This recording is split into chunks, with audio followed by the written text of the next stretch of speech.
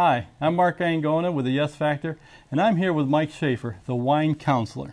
Now, I got to admit, Michael, I know nothing about wine, and I understand you're an expert onto it. I am. It's been my passion for many years, and now it's my business, Mark. Yes. Great. So, okay, all of a sudden you wake up one day and say, I'm going to know everything about wine. Not so much, right? Not quite, not quite. I've been a practicing attorney for 25 plus years, and I've had a passion for wine and for spirits as well. And friends of mine, yes, I do have a couple out there, they basically said, you know, you should really try and do something with this. You're humorous, you've got a lot of knowledge, and you like to teach. I love to teach people, consumers and students, culinary students. And it really kind of hit home when one day my lovely wife said, you know, Michael, you're not getting any younger. They have a tendency to do that. So that was where it kind of rang the bell, and I started the wine counselor. Does that mean she wanted you out of the house? You're getting on her nerves. Well, you know, kind of. You never know, right? Bit. Never know. Yeah.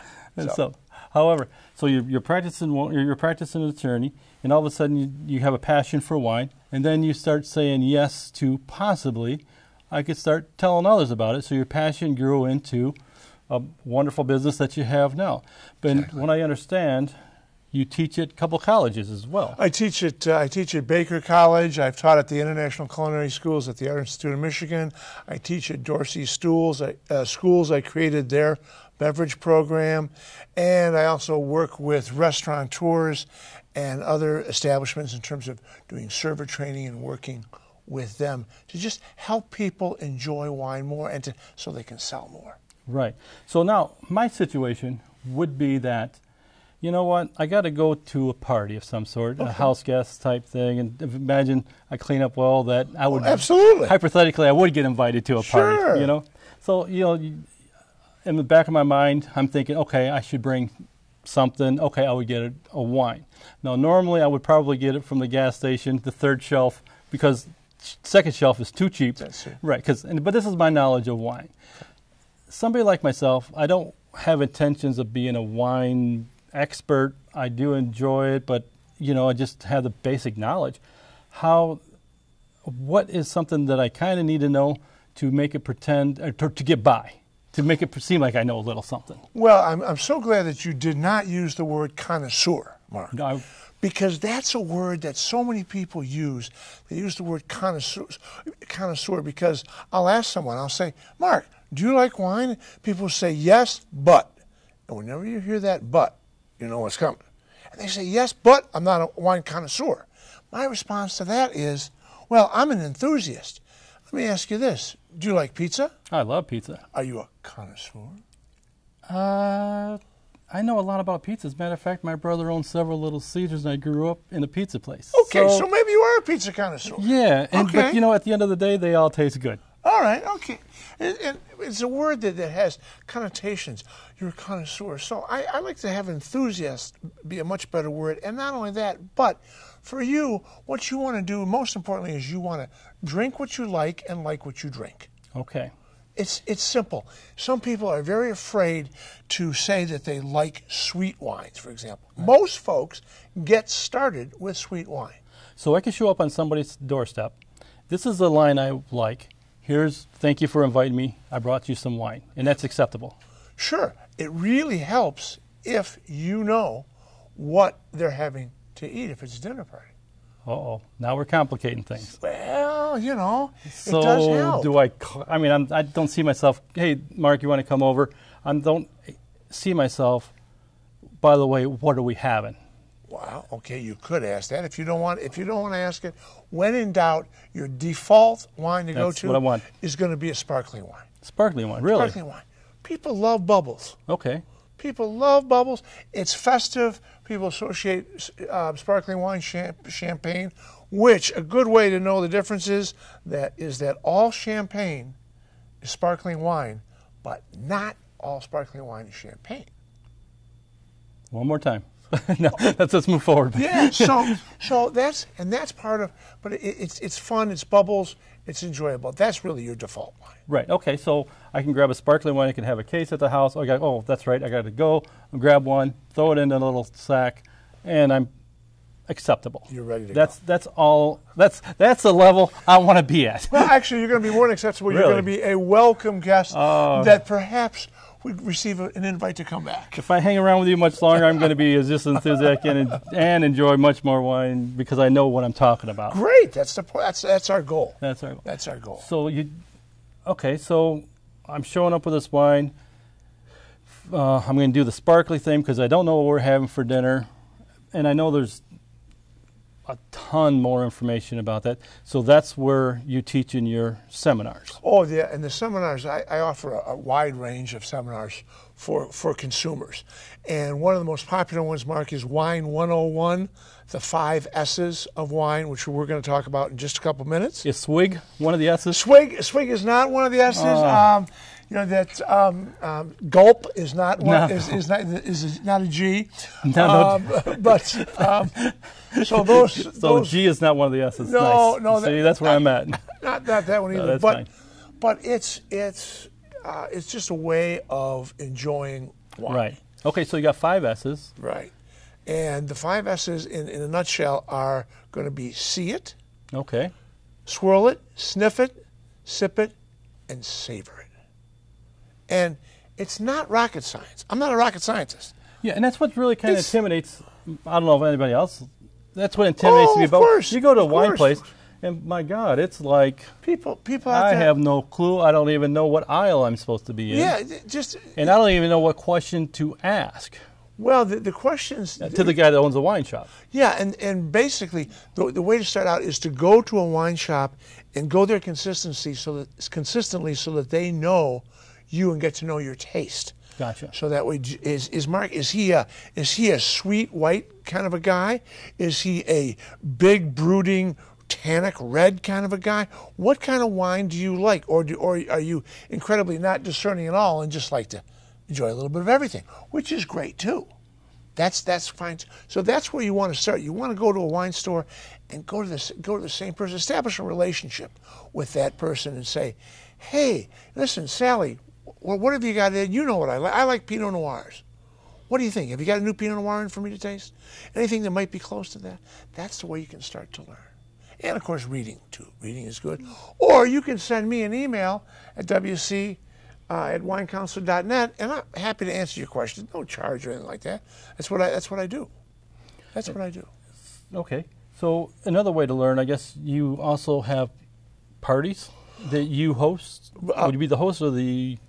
You wouldn't be the host. You can come out. Say I'm having a few people over, and for entertainment, we're going to have the wine counselor come over and tell us a few things about wine. You're going to have a little wine tasting. Well, wine, exactly. You're That was right on the tip of my tongue. That's the right. wine tasting That's thing. right there. Well, what you're going to do is you're going to retain me, and I'm going to come out, and we're going to taste some wines, learn about some wines, and have a great time.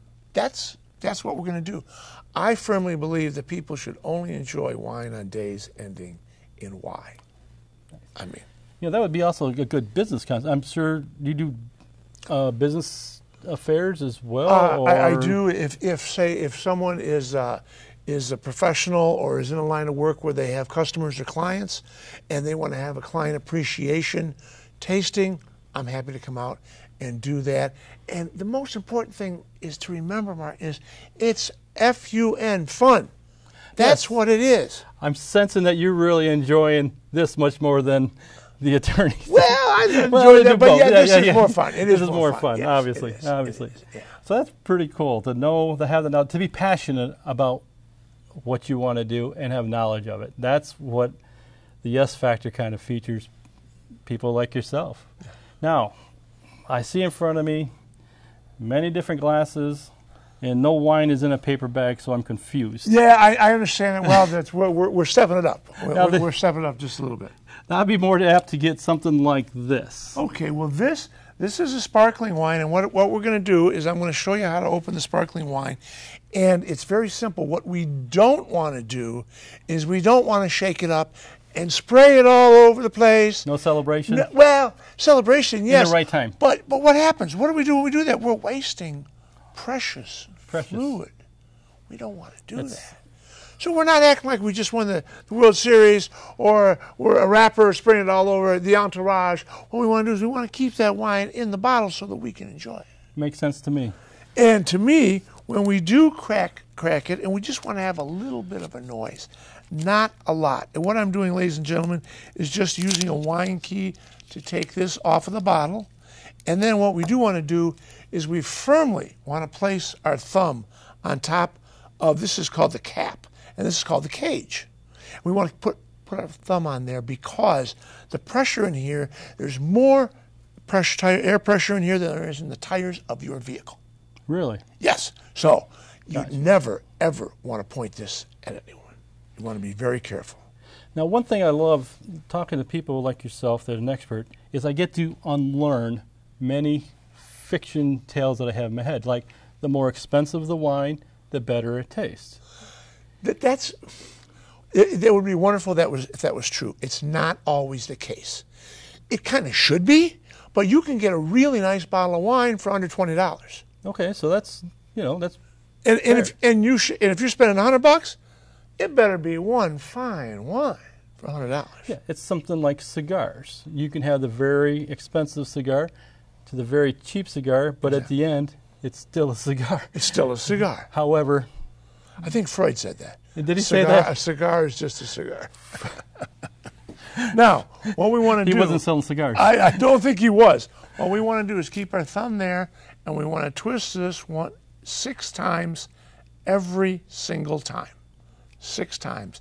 Then we're going to keep our hands on the cork, and we're going to twist the bottle, not the cork.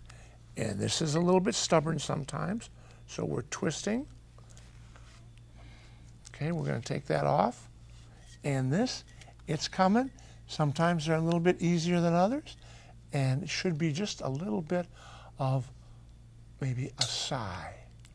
Just a little bit of a sigh. All that work I was waiting for. You for the big pop. No, if we have that big pop, then it's going to come. It's going to come out, and that's then, not what now. we want. What the bubbles are coming up. The bubbles are coming up.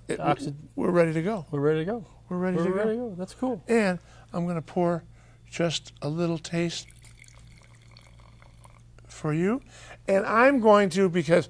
I'm the wine counselor. You're the wine counselor. Oh, I got the glasses. So what I'm going to do is I'm going to use some different glasses for the different wines. And we're going to pour just a little bit in there. And you have really a great all-purpose kind of a glass, Mark, for tasting any different sort of wine. That's really nice. What I have in front of me is basically a champagne flute or a tulip. You can use either. And the main reason that we have a glass like this is so that we can see the bubbles go up, because it's visually attractive. Now, is this appropriate for wine and champagne, or mostly champagne? This is really for sparkling wine. This is really for sparkling wine. And they call it a champagne glass. A flute. A flute. Flute. Generally people call it a flute. And one of the things that we do when we're enjoying wine is we toast. And the reason we toast is to clink our glasses. Do you know why we clink? I don't know. The reason is we enjoy wine with our eyes, with our nose, with our mouth, and we clink our glasses so that the sound, so we can hear them. All senses are involved. All senses are involved. None left out. Thank you for having me. Cheers. Well, you're very welcome. Delicious. Fruity. Bubbly. Yeah, that's good. Why do you don't sound so surprised? Well, I do that thing. I grab a bottle of wine, and it's like, oh, it's not what I wanted it to be. And this is good. This is pretty good. Yeah, this is pretty good stuff. So I see that we have different types of glasses out there and different types of wine. So we've got more stuff to learn. Sure. And you get to enjoy the wine that's in your glass as well. Now, what I want to do, and one thing that we want to do with all wines, and we're going to start off with the next one, really with the white, is we're going to talk about the 5 S's. The 5 S's. And what we want to do is the first one is to see the wine. And this is a classic. It's called kind of a tasting glass. It's another all-purpose glass. It's better to have the big bowl. More in it? There we go. More in it. Yes. We do not want to fill it to the rim. We don't. No, we don't. Okay. No. We want a little bit in there. We want just a little bit in there. A big glass with a little in it. That's right. It doesn't seem right, does it? Don't seem right. Now this wine's a white wine, and part of the reason we have this is this has got the screw cap. It's commonly known as a screw cap. It's a Stelvin, is the technical name for it. This way, you don't need a corkscrew. You just screw it off. A lot of people have thought for years that screw caps equaled bad wine, cheap stuff. I've heard that. And I also heard wine in a box is not... No longer the case. No longer the case. No longer the case. The screw caps is not an indication of quality. There's one winery out in California that their reserve Cabernet that is at about $100 a bottle has a screw cap, and the regular bottling, which is only 50. So you're probably drinking that on Tuesday nights. The one that's 50, that's got a cork in it. Gotcha. They're making a point. They're making a point. So it just makes it easier. You don't need the wine key. Right. But the white wine, you can also reseal them. exactly. Now, did you finish your sparkling? I got a little left in there. Okay, but all right. I guess Well, but I don't want to, I'm just giving you a little bit here. Sure. Now, the white is we're going to take this and pour that. And ladies and gentlemen at home, when you're pouring wine, you just do what I call kind of the twist. You can just take the bottle and at the very end of the pour, you just twist a little bit, and that way it doesn't go all over everything. Now, this, we're gonna see the wine. The S is we're gonna see the wine. So the first thing we want to do is actually to look at it vertically. We want to look down at the wine. It's very clear. It's very clear. Most white wine, almost all white wines, some very few exceptions, we can see through. We can see our fingers. Right. This is it's giving us an indication of the body of the wine, because when we get to the red wine over there, the Cabernet Sauvignon, we're probably not going to be able to see our fingers that much. Gotcha. It's not quality. It's an indication of the body of the wine. So we're seeing it. Then go ahead. You look like you had a question. Yeah, silly Yeah. question, I guess. No silly question. No, there's no such thing. White wine is made from green grapes. Red wine is made from red grapes. Correct. Bingo. Yeah, I'm an absolutely. expert. Yeah, there you go. Beautiful. Beautiful. And you're absolutely right in terms of them being green. I mean, they're not white like a white wall or anything like that. They're greenish. So what we want to do is you want to take your glass and you want to just put it out there a little bit, and ideally it's against a white background rather than black. We just want to look at the color. This is a real pale straw color, very nice, and so we want to take a look at it. Next, do you remember what the next S is? Swig. I knew that was coming. No, I knew that was right. coming. Okay. That's all right. Gulp is not the next No, one. Oh, that's okay. not. Okay, remind me. The next S is we've seen it. So the next thing we want to do smell it. is we want to swirl it. Swirl it. Now, for a lot of folks, what you might want to do is to swirl the wine on a table at home. You go that fast, eh? I do, but you don't have to. What are we looking for? What we're doing, we're not looking for anything yet. We just want to have... Well, you know what? We are a little bit, and I'll talk a little bit more about. We're looking for legs. Yeah, baby. How much bottles of wine do you need to see legs? We're looking for legs, and I'll talk a little bit more about that when we get to the next. Yes, to the I'm next very couple. interested in the... I figured you I'm would looking be. for legs I inside figured you my would be. wine. That's one heck of a wine. So the reason we're doing this is, swirl. Why do you think we're doing this?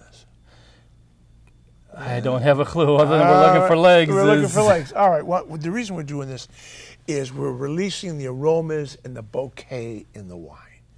That's what we want to do. About 75 to 80%, depending on who you talk to, of the enjoyment of wine is in the aroma.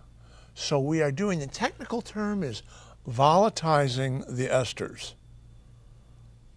Yeah. You need a license for that? Yeah, exactly. You do. You need a couple. You need a state and a federal. Right. It's, okay. And all that is all that just to get to the legs. just to get Nice. to get I like to this. I like where we're going. As my niece says to me, she would say, "Uncle Michael, who is Esther, and what are you doing to her?" Nice.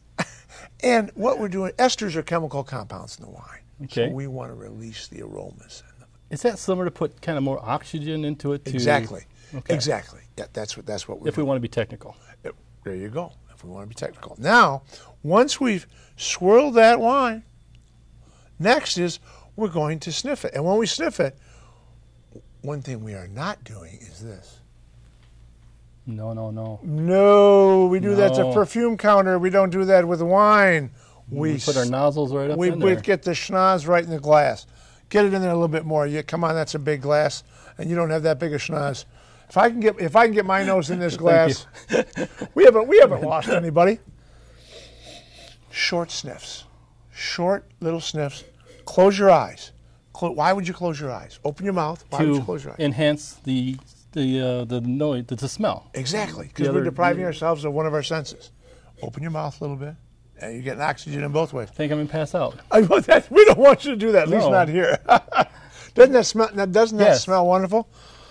Peaches, pears, white flowers. Okay. Okay, yeah, okay, all right, fine. It smells good though, doesn't it? Doesn't it smell good? It does. It smells juicy. It smells juicy. Stars, clovers. What's the other of the? Yes. Now what we want to do is Now, granted, we've been practicing this segment for many, many hours, so bear with us, folks. Bear with us. Then the next thing we want to do is It does, yeah, you're absolutely right. Yeah, it's very floral. it's nice. Now what I want you to do is just take a sip of the wine the way you normally would. Go ahead. Yeah. Now, what you want to do is you want to take it and you want to do two things. We're going to do this with these other ones. You want to do two things. You want to do the swoosh. The swoosh. The swoosh. Okay. And then you want to do the chew. The swoosh and the chew. What is he talking about? And this is part of the same smell. This is part of this is part of the sipping. That's the 5 S's, Yes. and we're still on Yeah. number 2, smell. No, No, not smell. We're on. we're on number 4 sip. We're moving. I think I lost a couple. We're We're moving right along. That's all right. 5 S's. So, watch what I'm going to do. And folks at home, listen.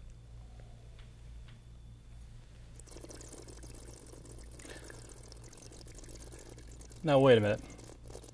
I got smacked in the back of my head at the dinner table for making noises like you're just asking me to do. Nobody's going to hit me when I do this. Nobody. No. No. That if you go to a professional wine tasting, that's what you hear. Really? The swoosh is what we're doing is we're bringing oxygen in to our mouths, and then we chew it. Not quite gargling. Yeah, we don't want that's too much. But when you bring that wine into your mouth this time, compared to see what the difference in the way it tastes. Trust me. Okay, I might need a little one more time. Show me one more time what we're doing Trust me, here. I'm a lawyer. Okay, trust me, I'm a lawyer. Come Nice. on, come on. Okay, so watch. There you go. Now bring air in, just yeah. Oh, okay. Don't choke. I'm going to choke. Okay, we don't want that. We don't want that. Okay. It takes practice. Folks. yeah, it does it's like- take practice. So Did I have too much wine in? Yeah, then? you just take a real little bit. Real little bit. There we go. There we go. Okay. All right. We're getting there. Okay. It's going to take many, many bottles Practice, of practice. practice, practice. I'll do my homework, I swear. I'll be ready for. You do it so smoothly. I look like a walrus. I practiced a little bit. Now, Okay. what I want you to do is just skip the swoosh and just take the wine in and chew it. Chew it.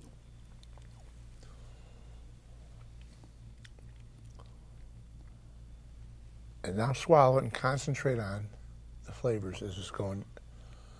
Does that taste different than when you just tasted a few minutes Oh, ago? very much so. Voila. Who would have thought that this much? Yeah, to who it. would have? Exactly.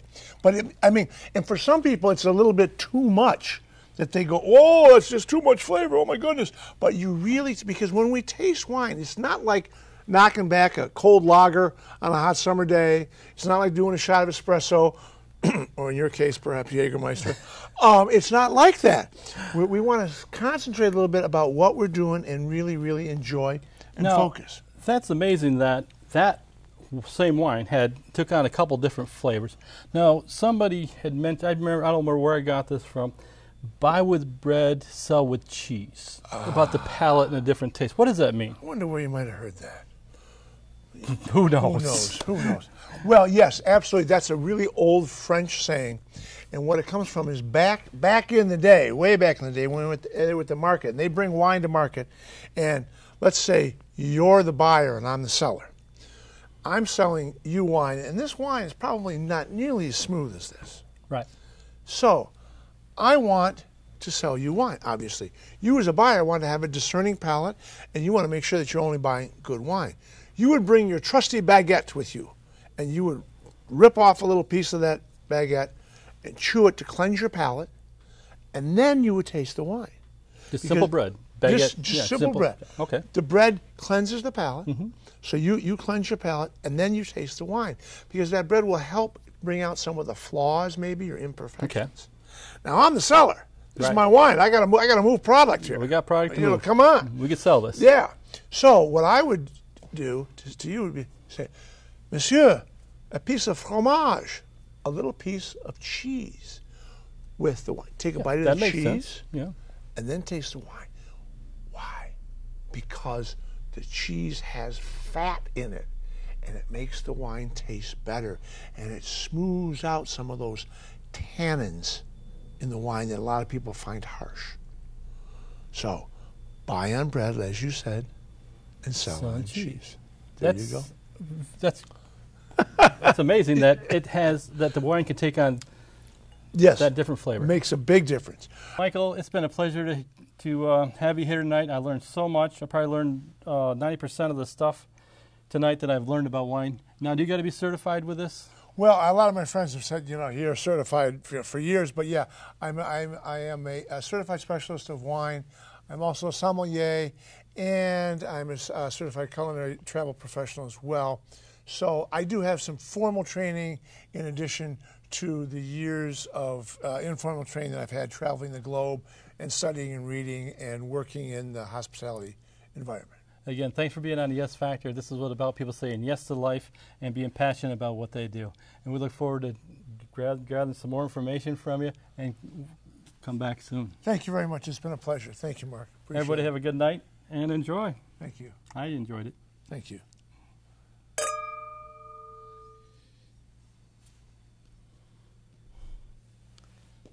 Then we do this. We're talking about this.